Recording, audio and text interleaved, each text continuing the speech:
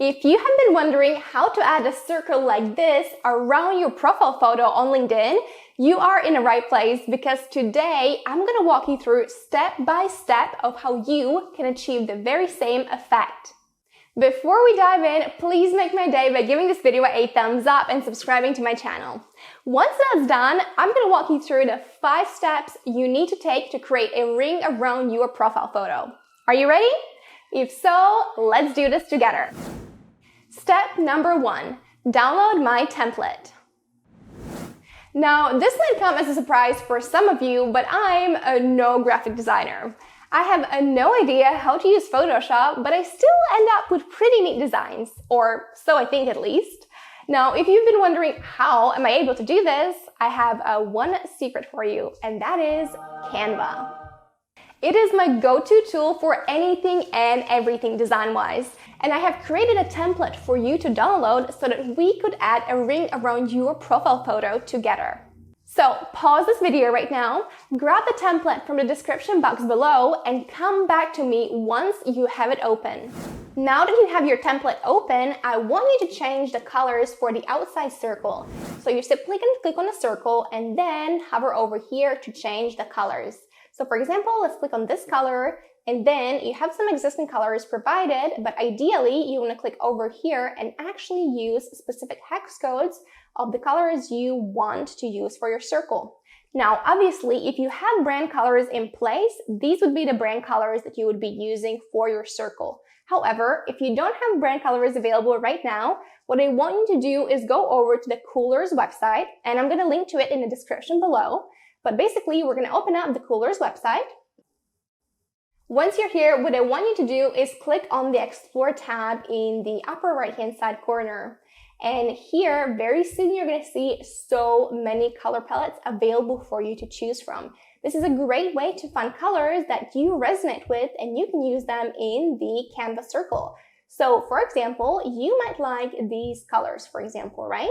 So I'm just going to copy this hex code, go back to Canva, and I'm going to change one of the colors to be that, here we go, to be that orange. Now, I actually think this looks very, very lovely together. But if you wanted to play around with this more, you could again go back to it and see what would happen if we use the darker orange, for example, for one of the colors. So using the darker orange over here, and then the lighter orange, I'm going to again copying the hex code over here. So let's see. Now, overall, for me, this feels too dark, so I'm actually going to revert back to what we had.